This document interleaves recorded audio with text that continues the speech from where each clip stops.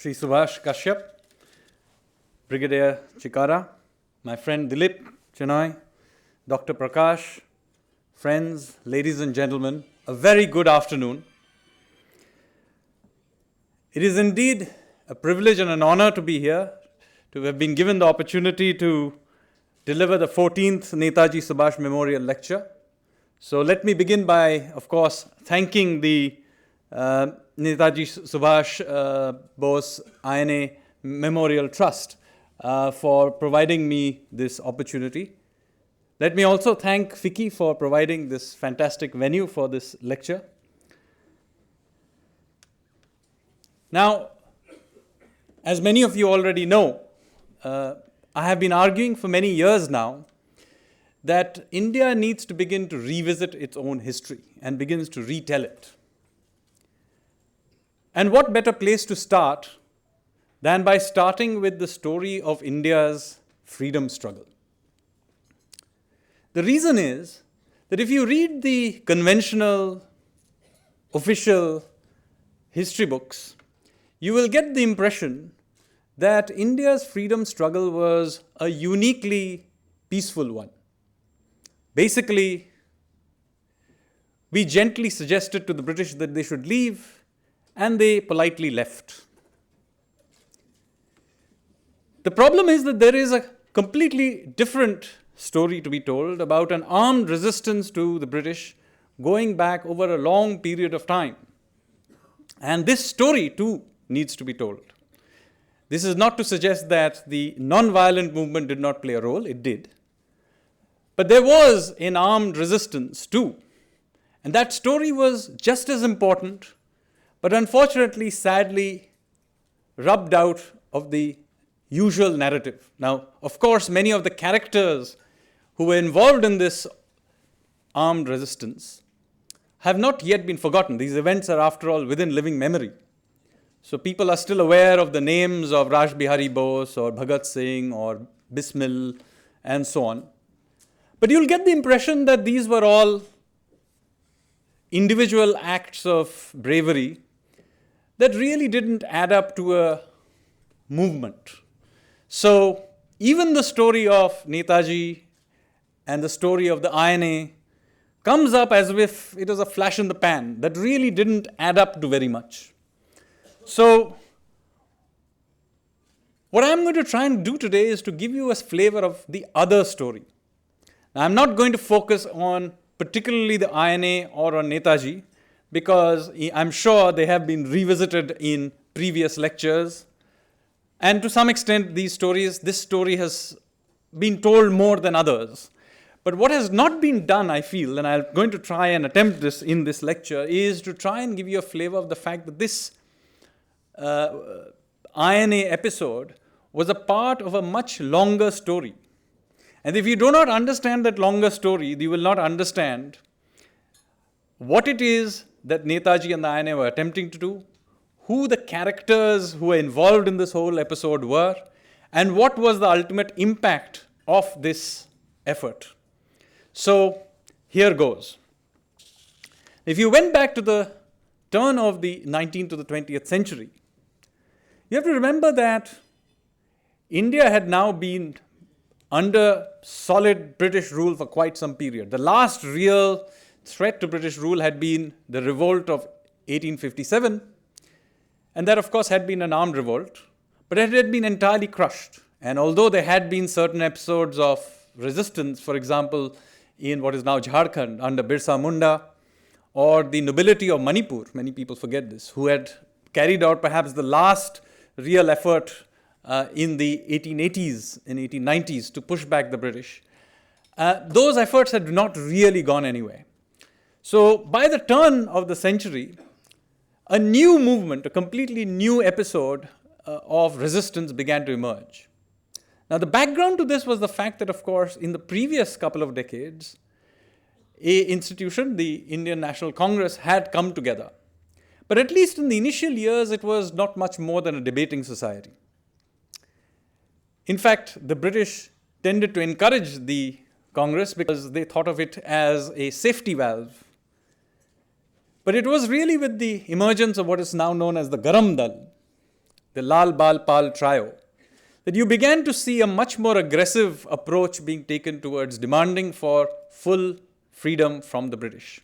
So it is in this context that a few young men began to organize themselves. And the names that will now come up is the names of Savarkar and Sri Aurobindo. Now, Sri Aurobindo is today remembered as a spiritual leader, but in the 1900s, his contribution was really to begin to organize groups, along with his brother Barin Ghosh, of groups across India, but particularly in Bengal, to resist British rule by creating a network of small cells, which would come under the rubric of the Anushalan Samiti.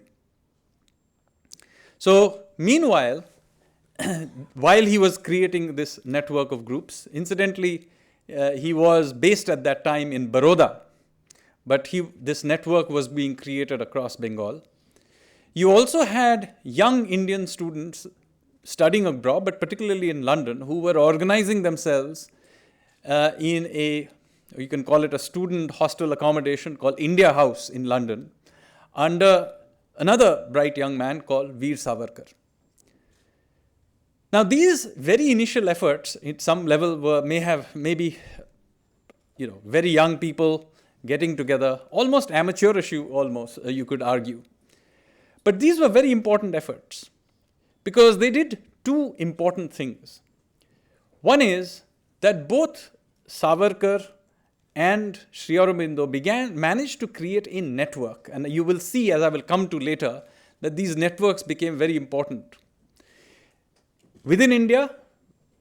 And interestingly, with the case of Savarkar, he was based in London, but he was in touch with groups in North America, later on to become the Ghadarites, in Paris, with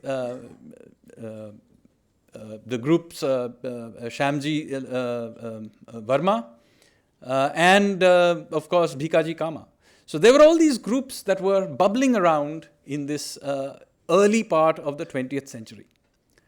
Now, the very first attempt, this attempt that I am describing, however, unraveled very, very suddenly between 1908 and 1910. What happened is that Barin Ghosh had a ammunition factory just north of Kolkata in a place called Maniktala, and it got raided. Many of the characters involved in that episode of the Anushalan Samiti were arrested. Barin Ghosh himself was sent off to Kalapani, and Aurobindo Ghosh had to escape to Pondicherry. Similarly, in the case of Savarkar, with the assassination in London of Curzon Wiley by one of Savarkar's followers, meant that Savarkar himself was arrested, and despite his attempt to escape in Marseille, he ended up also in Kalapani, in the Port Blaise. Now, this episode, as I said, may appear to have been a bit of a waste, but it did establish, as I said, one network, but a very important other thing as well, which was the strategy. You see, Savarkar, although later on he would drift away from the revolutionary movement, he wrote a very important book on the revolt of 1857, which was smuggled into India and widely published later on. And in that book, he basically argued that 1857 was really a trial run for what he considered was the ultimate way in which India would get freedom, which was through a major revolt in the Indian armed forces who had remained loyal to the British. Now, this is very important because this idea that Savarkar put into the revolutionary movement would remain with it over the next half century. Now, by 1913, of course, the First World War started. And the remaining revolutionaries decided that this was the opportunity to operationalize this idea of causing a revolt. Now, within India, this was put together by a gentleman called Rashbihari Bose and his lieutenant Sachindranath Sanyal. And they began to infiltrate many of the regiments scattered all over India, but particularly in Punjab and UP. Meanwhile, in North America, another of Savarkar's followers, Lala Hardayal, began to organize the Sikhs who were living, most of them in the California or in Canada, into what would be known as the Gadarites. And they began to plan for a major uprising in India in early 1915. And they put together a lot of effort into this. Regiments were primed. They were all ready to get go. It's somewhere in February of 1915. And the plan was that revolt would first start in India and then it would spread into the Indian regiments which had been deployed by the British across the world. But just a few days before this revolt was supposed to take place, one of the conspirators switched sides and informed British intelligence. And as a result, overnight, all the guards at the armories were changed from Indian guards to European guards. As a result of which, this revolt simply fell apart. Only in Singapore there was a revolt, and for about a week or so, Indian troops held Singapore, but ultimately they were put down. Raj Bihari Bose then escaped to Japan. Many of the others were caught. Sachindranath Sanyal was also arrested, and he was a few months later sent off to also to Port Blair. But that was not the end of it. This network had already been created, and they now got in touch with the Germans. And under the leadership of Bagha Jotin and another network called the Jugantar network, they began to now train large numbers of Indian youth, particularly in Bengal, in how to use guns. And the idea was that the Germans would buy about a large number of rifles, and they did purchase a large number of rifles in North America, which hadn't, by the way, America hadn't yet joined the war. And the idea was to take a shipload of these, about 30,000 rifles, through the Pacific, through Indonesia, and land them on the Odisha coast, where the idea was that you would take these rifles, distributed among these trained youth, and on Christmas Day, when all the top officials were meeting in the Governor General's house in Kolkata, there would be a mass uprising. Unfortunately, what happened is that, again, the key German agent in Singapore switched sides and informed the British. And so this assignment of these ships with these arms assignments were intercepted, and they never reached. Bagha Jotin, of course, did not know this, and he arrived at Balasore coast in Odisha, and he was waiting for this when he was surrounded and, of course, ultimately killed. So this attempt too did not work. Now, the Germans supported yet another revolutionary group led by Raja Mahendra Singh and Maulana Barkatullah. And they made their way from Istanbul through Iran to Kabul, where they tried to encourage the Afghans to invade through the northeast, while whatever was remaining of the Gadarites could again rise and revolt. This effort also failed. Now, somebody made the view that, these were just such impossible plans that they were almost guaranteed to fail. But this is not quite true. Similar plans actually did succeed in many other places. People forget that the Bolshevik Revolution of 1917 was a very similar plot by the Germans to go against the Russians. And it succeeded. I mean, it was the Germans who got Lenin in a closed train to come through Germany, through Sweden and Finland, and reach St. Petersburg. It was no more an outlandish plan than what they were trying to do in India, and that succeeded. The British did something similar with the Arabs against the Turks with the Lawrence of Arabia. Many of you will, even if you haven't read the history, you may have at least seen the movie. And you will see that they did something very similar. So these plans of the Gadarites were not at all as outlandish as many people now try to make it out to be. But yes, it is true, they failed. And then the war in 1919 came to an end. The Allies, of course, won. And then all these soldiers, Indian soldiers who had been deployed in Europe in particular, but in other places as well, began to come home. But remember, the British were very well aware that these troops, same troops, had been heavily indoctrinated before they had gone out by Ghadarite ideas. And they discovered that many of the remaining revolutionaries were beginning to make contact with these returning troops. And remember, these are trained troops and they are war veterans, so doubly dangerous. This is the context in which the Rowlatt Acts were put in place. And it is the pushback against the Rowlatt Acts that ultimately resulted in the Jallianwala Bagh massacre. Again, notice that the Jallianwala Bagh massacre was very much related to the revolutionaries and to the Ghadarite movement. It did not happen out of context. This is the context in which it has happened. So you have to understand the revolutionary movement if you want to understand Jallianwala Bagh.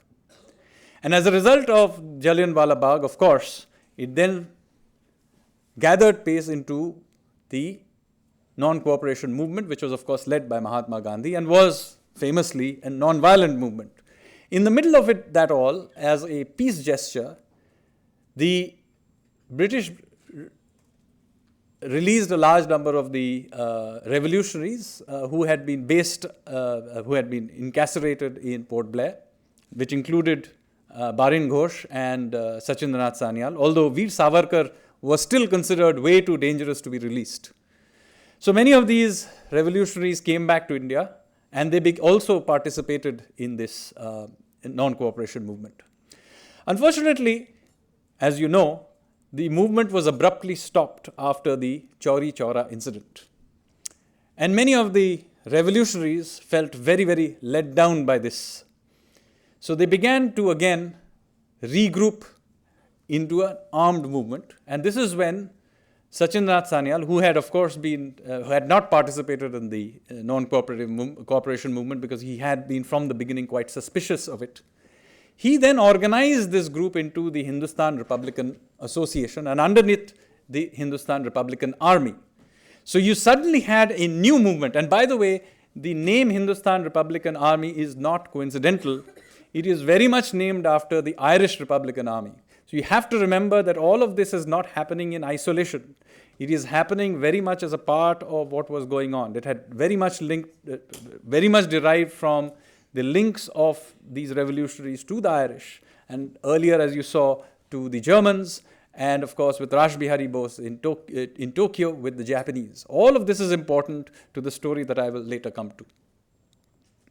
Now, many things happened through the 20s with the Hindustan Republican Association, including the Kakodi case, the killing of Saunders in order to avenge the murder of Lala Lajpat Rai, and so on and so forth. There were many, many episodes. But while all of this was going on with the revolutionaries, within the Congress there was an upheaval and there was a split for a while with Motilal Nehru and C.R. Das splitting away to form initially a party but later on a faction in the Congress party. And C.R. Das at that time recruited a young lieutenant, Netaji, not then known as Netaji, Subhash Chandra Bose. And Subhash Chandra Bose began to also create his own networks. And one of the networks he created was within this revolutionary movement in Bengal, known as the Bengal Volunteers. Now, the Bengal Volunteers, again, is a story that has also almost been forgotten. It is also a story that Netaji did not suddenly sort of opt for the revolutionaries after his, in the late 30s when he had been evicted from the Congress, but in fact had a very close link to the revolutionaries from the very beginning. And in fact, it is the Bengal Volunteers who carried out several acts of arms resistance in the subsequent years.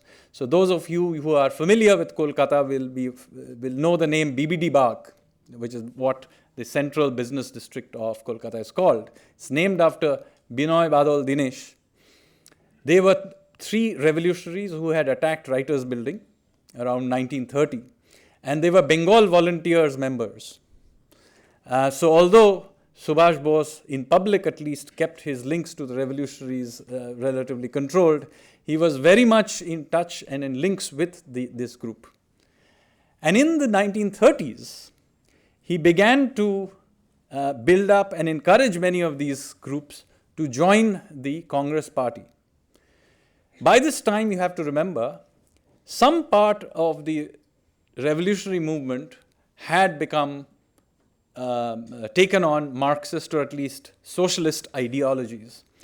This had got to do, incidentally, with a gentleman called M.N. Roy, again barely remembered these days. But M.N. Roy had been Bagha Jyotin's deputy who had been sent to Indonesia to keep track of that arms consignment that was supposed to land in Odisha. But M.N. Roy was now stuck in Indonesia, and he had a very adventurous life, and he ended up in Mexico, where he helped found the Mexican Communist Party. And then he, after many further adventures, ended up in Tashkent, where he would set up the Communist Party of India.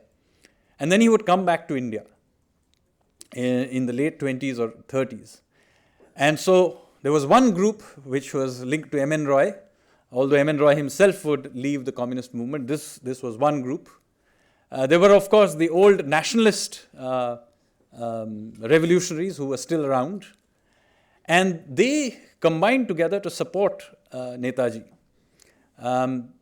So this is the story of how Netaji himself rose very rapidly in the Congress party. And as I said, this idea that the Congress party was only about the Gandhian non-violence is wrong, because the revolutionaries were very much a part of the Congress party throughout this process, going back to Sri Aurobindo himself.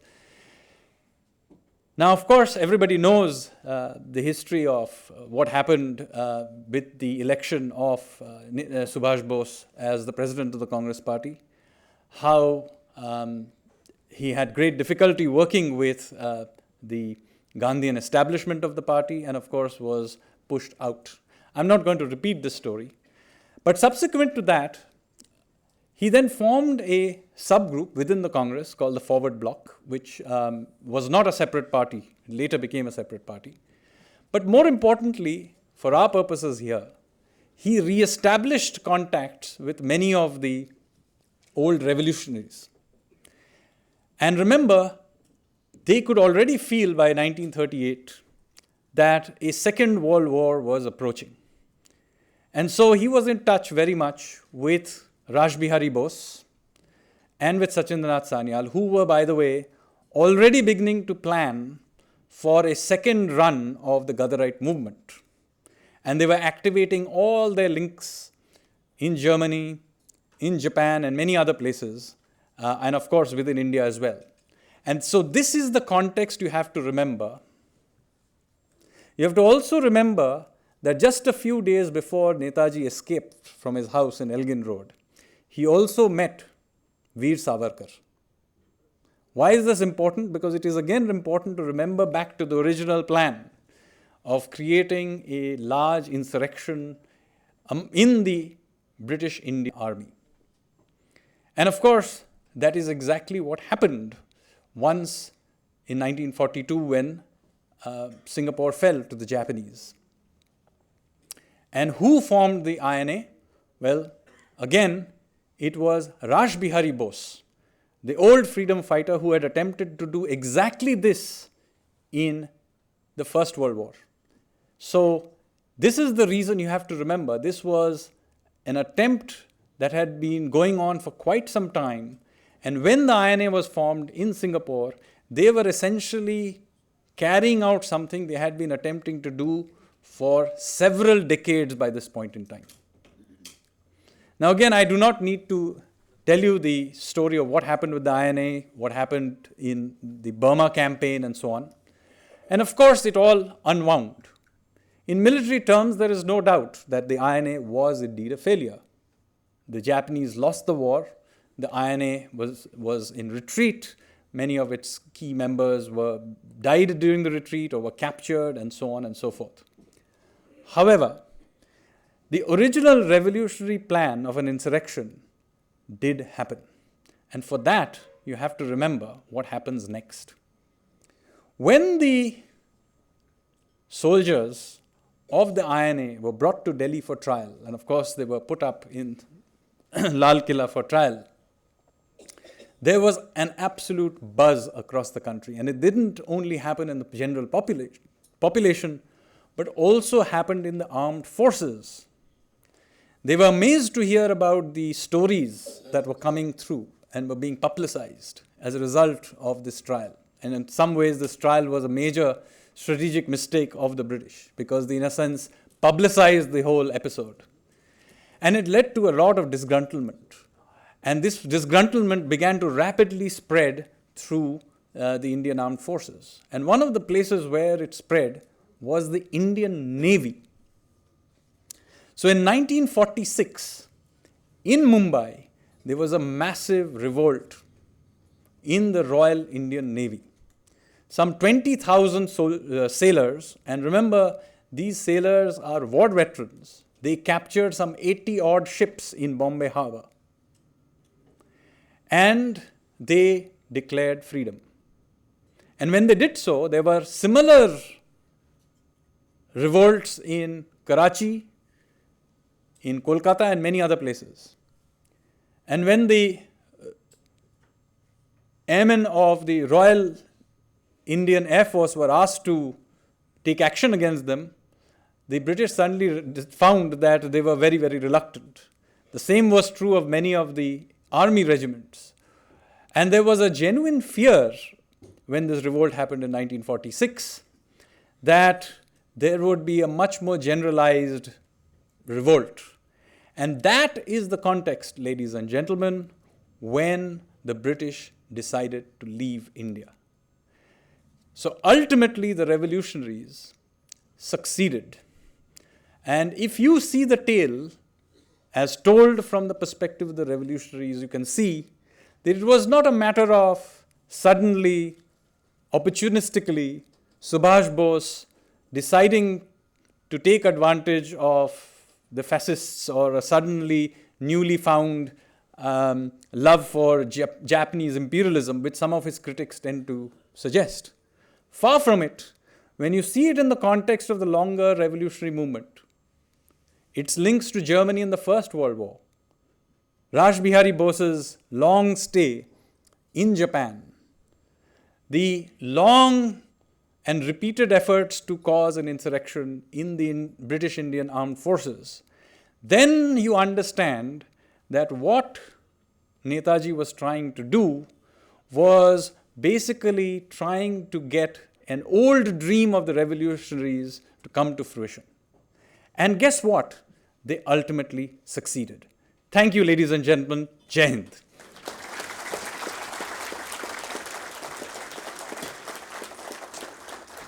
Question answer? Yeah, I'll take them from here. I'm happy to do a Q&A if time permits.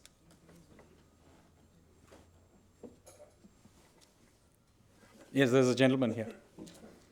May I compliment you on a scintillating and deeply moving presentation, Mr. Sanya? You use the mic, please. Do I need it? You just press the...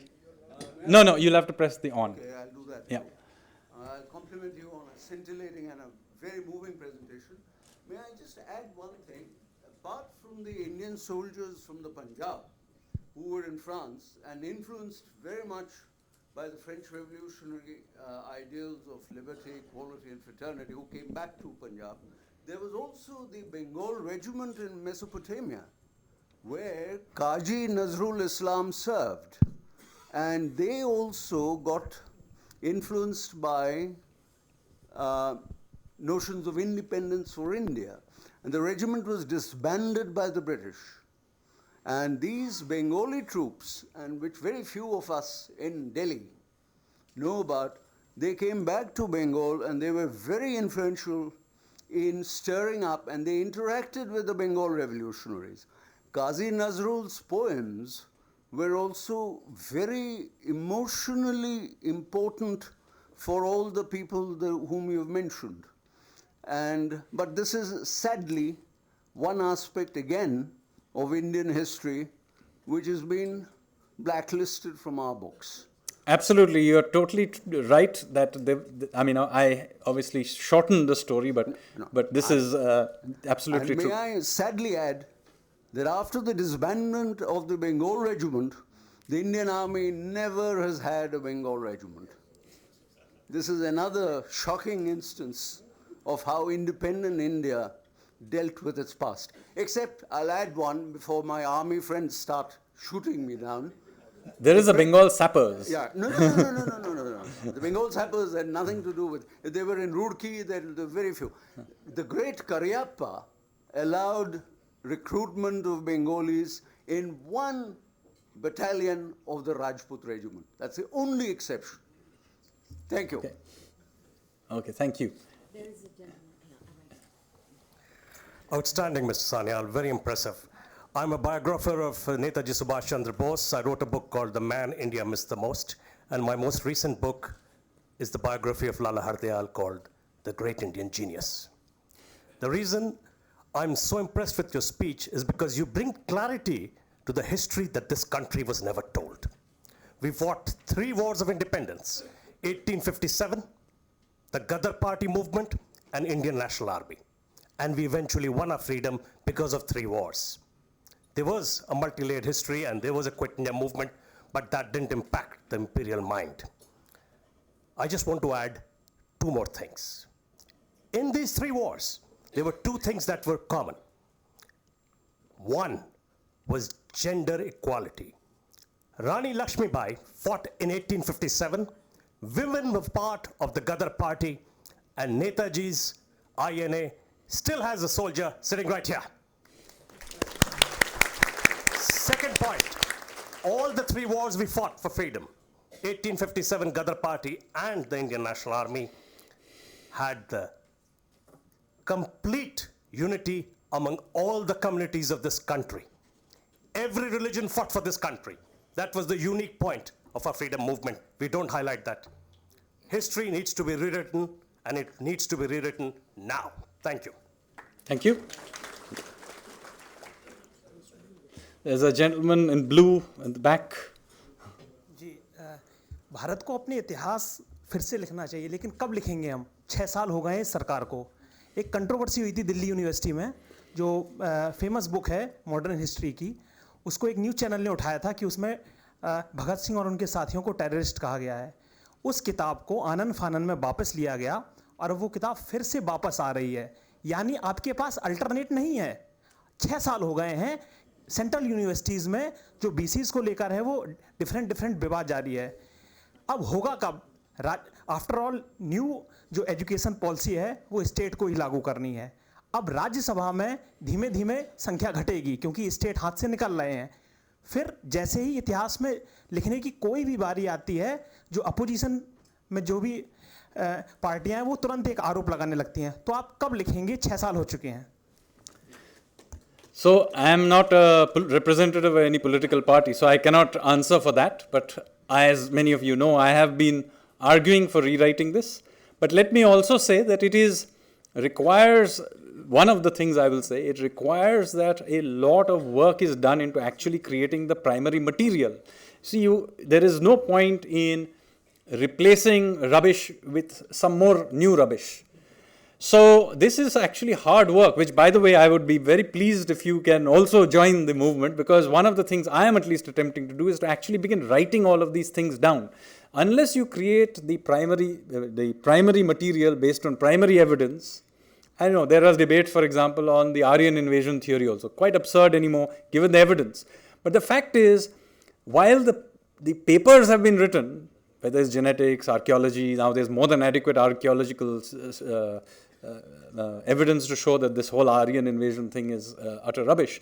But somebody has to sit down and actually write the alternative story. In the end, remember, false narratives are not replaced by criticism. They are replaced by new narratives. So those new narratives have to be written. And one of the things at least people like me are attempting to do through a lecture like this is to at least get this new narrative out there. The changing of the textbooks is not the beginning, it is actually the end process of the creation of the new narrative, when the new narrative is taught. But the new writing of the new narrative itself takes effort, and we are not, I'm afraid, putting up in enough effort into this. But since you have raised the issue, please take up one section of Indian history and simply look at the evidence and rewrite it. I will be very, very pleased to take it on and publicize it, and who knows, in not too much time, we will even put it in the textbooks. There are some students there. There is a student here, yes. So what was the benefit of activating groups in foreign countries? Sir, what was the benefit of activating groups in foreign countries to India? So remember, India at that time was obviously under British rule. So there are many things you couldn't do. If you were in British territory, you would just get arrested, hanged, sent off to jail or whatever it is. So by creating these networks across the world, you were able to write books, get them published, you could raise money, you could publicize the Indian cause internationally, create links with other people who were trying to do the same thing. For example, the Indians had very close links with the Irish. And during the wars with the Japanese in the Second World War and with the Germans in the First World War. So these were very, very critical things to do. You remember, the Indian revolutionary movement, or more widely the independence movement, was not functioning in a vacuum. It is functioning in a real world where there are real world currents, many of which are international currents. If you do not engage with them and try to do things in isolation, then likelihood is that you will fail. So just like we do today. I mean, we have to engage with the rest of the world on economics or geopolitics. In the same reason, the revolutionaries too engaged with their world as it stood at that point in time. I'll have to move on to another person. Hang on. There's a lady there at the other end.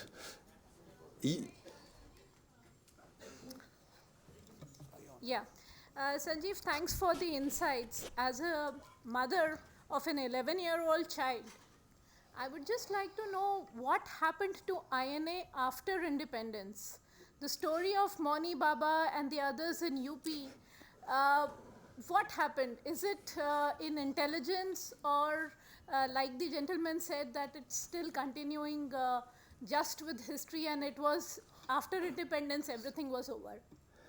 Well, the specific case of what happened to Netaji is, of course, a hugely controversial topic. I'm sure we can do several sessions and many movies around it. It is no doubt that the official line that he died in that plane crash, that story has many holes in it. But everything afterwards, all the theories after that are all based on very circumstantial evidence. Now, some of them may be slightly stronger evidence of him escaping, for example, to Soviet Union. Maybe that's true, but it's circumstantial evidence. There is some evidence that maybe he came back to India and he was Gumnami Baba and so on. Maybe it's true, but I don't have any particularly strong view on it. I have, to be fair, not even looked very strongly into the data of these issues. I will leave it purely to say that it is certainly the official story of the crash has many, many holes in it. Beyond that, I don't really have a particularly strong view. But as far as the remaining members of the INA are concerned, and also of the revolutionary movement and of the Indian Navy, the sailors who participated in the naval revolt, for the most part, they were treated rather shabbily by independent India. Now, the odd person, individual, may have been, benefited after independence, but for the most part, they were not. Independent India did not take back, for example, the INA soldiers into the army, and it is only, I think, just 2 years ago that the veterans ultimately participated in the Republic Day parade, if I'm not mistaken. As far as the same thing happened, incidentally, to those who revolted and participated in the naval revolt of 1946. They were not taken back into the Navy. Many of them died in desperate poverty. Very, very late, I think in the 90s, some of them were recognized as freedom fighters. Same thing happened to the revolutionaries. The revolutionaries were considered somewhat of a political threat by those who came to power after independence. A few of them did prosper or at least join the mainstream. Interestingly, Raja Mahendra Singh did join the Congress and he became an MP. And if I am not mistaken, in his first election, 1952, the person he defeated was Atal Bihari Vajpayee. But somebody else could confirm this. 1957. 1957? Okay. Mahendra Pratap Singh, yes. Now, of course, the very major leaders of the revolutionary movement like Raj Bihari, Sachin Sanyal, Chandrasekhar Azad, etc., the bulk of them had actually been killed or a few had died of natural causes by the time India became independent. So most of the big leaders of that movement didn't survive to see Indian independence, but two did. Sri Aurobindo and Savarkar, those who had started it all. Of course, they were very old by the time India became independent, but they had survived to see it. But in both cases, they had kind of drifted away from the revolutionary movement. One of them had gone into spirituality, another into more social causes. So in a sense, the revolutionary movement itself sort of got scattered. Few joined the Congress. One branch of it ended up in the communists, and another branch ended up on the right. Various branches of them have survived. Some of those branches have merged with the Jansangh and the Bharatiya Janata Party and so on. But the revolutionaries consequently exist to this day, but not as a movement, but as scattered across the entire political spectrum of India. I'm going to now have to maybe do two more questions, maybe? Do I have time for two more? Yes, somebody there? Yeah. Yes. Please use a mic, I won't be able to hear.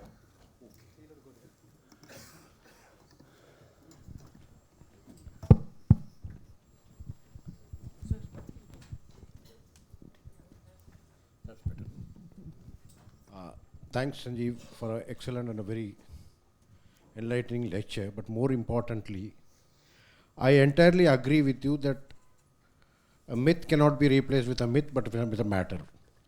Whether it is just prior to the independence or post-independence also, lot of myth has been perpetuated, and the more and more myths are being perpetuated, the matter is getting lost, and the evidentiary background of these matters are also getting lost.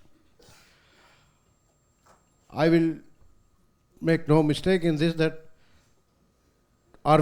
is it not a race against time? Because the more and more we lose the time. I have written a book called Myth of Hindu Terror. A Hindu terror myth was perpetuated and tried to be placed right from the connection with the Abhinav Bharat, which became defunct in 1953 and was revived through various suspicious sources in 2005, and from there the myth of Hindu terror flows. I am looking to find material on the entire myth of Sikh militancy, because a community which has produced one of the finest warriors in 1971 war, they won the 1971 war for you, had in 6 to 7 years turned into a discredited militant community.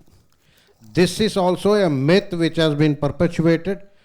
I have some links to that, but I am not getting the real evidences authentic on which I can prove this point. The hypothesis is right, but to validate it, I require a million more.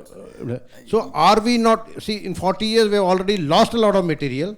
Are we not in a race against time to really bring the facts? See, Rakhi Gadi and other recent Bagpat excavations are reinforcing certain facts which has been wrongly perpetuated, myth has been perpetuated against the matter in the Mahabharata and previous ancient Indian history. But post-independence era also, lot of myth in place of matter has been perpetuated. So you are absolutely right that, it's not just, the purpose of this lecture was to focus on a particular period.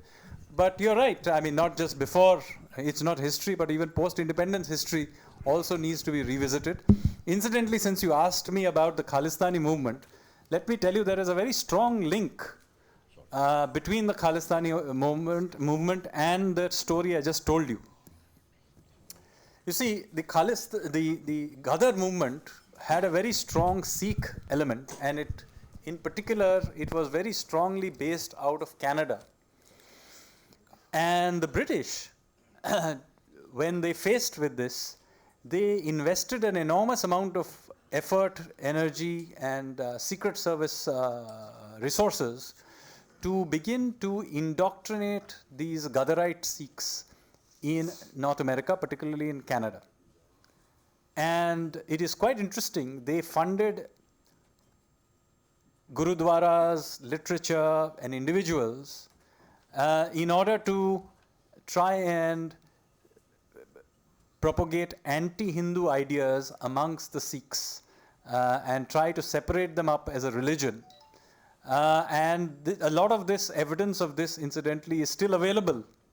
I'm happy to provide that, but in many ways, the origin of the Khalistani movement should actually be first looked at from the British attempt to infiltrate the Ghadarites in the 1915 to 1920 period. And in fact, there was an enormous amount of turmoil in the Sikh community at that time. As a result of this British infiltration, in fact, there were gun shootouts amongst the Sikhs in North America and so on this issue. And this is the reason why, to this day, there is this strong Khalistani movement in Canada. It is directly related to the British attempt to stamp out nationalistic Sikhs in Canada at that time. So, if you must look at this, you must go back that far. Sanjeev, one question. Yes, this has to be the last question, and then I'm sure I'll be around for tea. So you know. So one legendary revolutionary, Trilokanath Chakraborty, also called Maharaj, who spent 31 years in jail. He was, I think, only Indian revolutionary who was sentenced to Burma, then Andaman, like that, you know. And he was also imprisoned by the Pakistani government. He refused to leave Pakistan.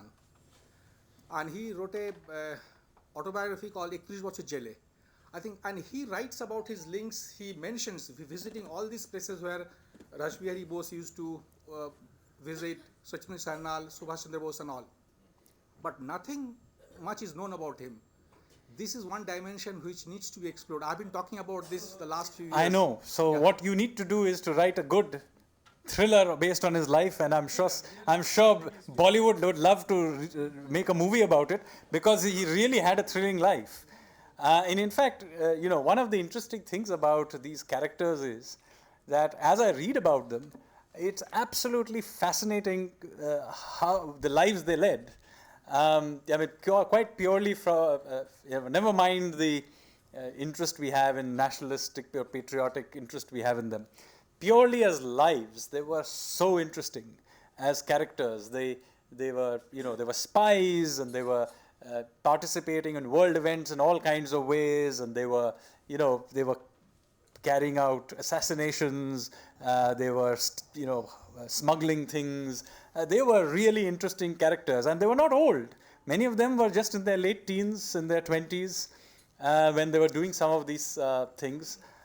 So I would argue that some of their lives, and I'm putting together material for a book, as you can tell, some of you, but just reading about their lives is so interesting. I mean, Raj Bihari Bose alone is such an interesting character. He spent a lot of time in Japan. He married a Japanese lady, and he earned a living, by the way, by running an Indian restaurant in Tokyo.